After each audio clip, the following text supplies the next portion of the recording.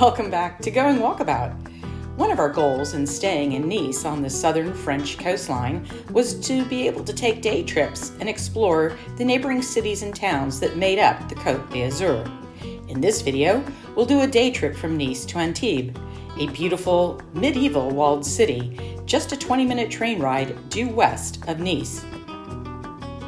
From our balcony overlooking Nice, the morning of our departure was gloriously bathed in pink light. We had an early start to get to the train station in Nice.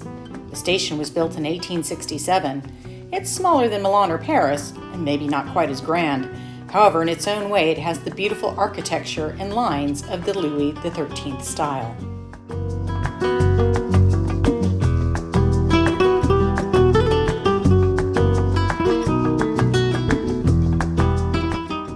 The train ride from Nice out west is always a pleasure.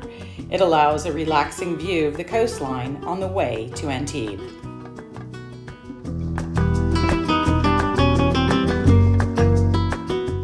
Antibes began as a walled city, the walls needed as fortification against pirates and warring nations. As the city grew out from its original pie shape, which encapsulates the old town, it is now home to over 78,000 souls.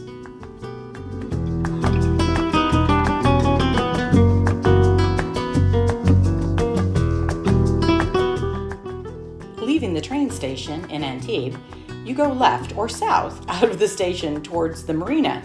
We were so fortunate to have gotten a crystal clear day where we could clearly see the snow-covered French Alps in the background. We'll begin our day in Antibes at the Old City Gate, which is directly across from the marina. Just inside the city gate is a tiled map of the Old City. It's perfect to use for your day trip. The three key areas you will want to see are the Picasso Museum, the Marche provincial market, and the main square, Place Nationale, surrounded by lovely cafes and bistros. We started off our day with a quick trip to the Marche provincial. It's open every day. However, Thursdays are the main market day. The produce is enchanting to view. If we didn't have a train ride home, we would have stocked up. However, viewing the food displays is pretty satisfying as well.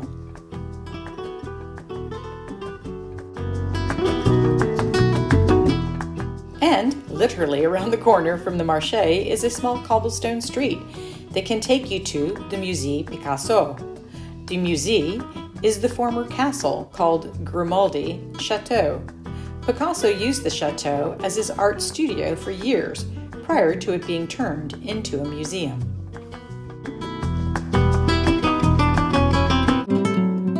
Picasso, born in 1881 in Malaga, Spain, whose original name was over a dozen surnames long, started life as a prodigy.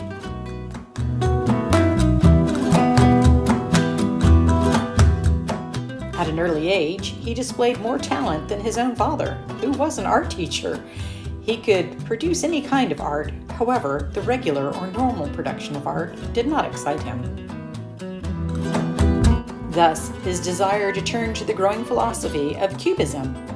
Cubism freed him from the one-point perspective. He could paint what he felt, not what he saw.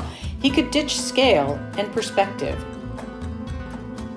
This realization on Cubism started in about 1909 and was the period when Picasso started selling his paintings and making a name for himself.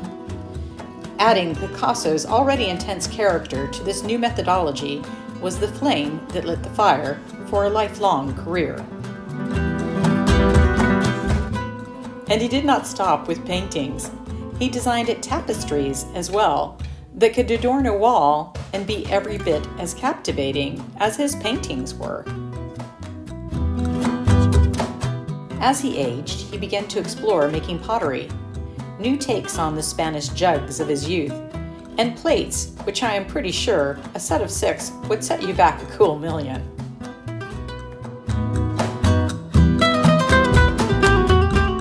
Looking out the window of the Musée, which was his art studio, you can see how the location could be such an inspiration. There are other artists that have their paintings and drawings in the museum. so plan a few hours to see all of it.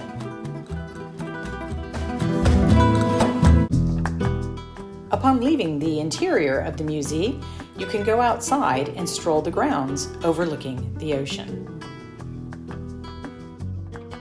And while there are statues to gaze at, the thing that took my breath away was the sheer beauty of the Côte d'Azur.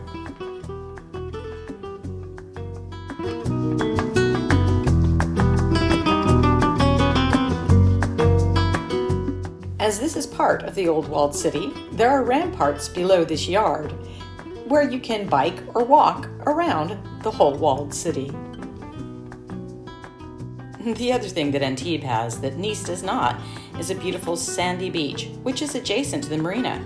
You may want to stop there and get a bite to eat and enjoy your lunch.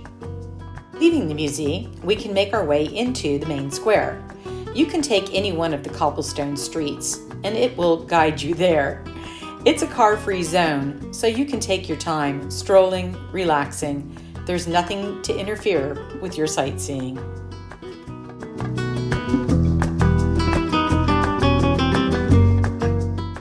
As with many medieval towns, it is easy to become enchanted with the narrow lanes, each with their own unique characteristics.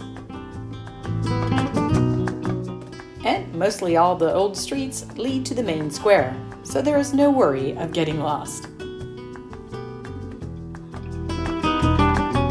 Walking back out of the old town, a quick trip to the marina is in order.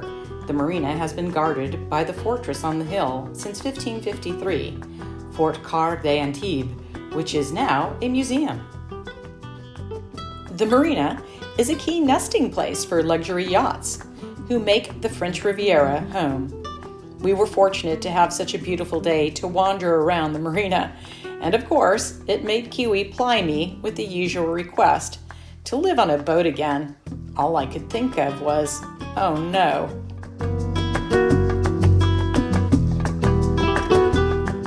Once back on the train, heading back to Nice, it was a scenic ride back, looking at the snow-covered Alps.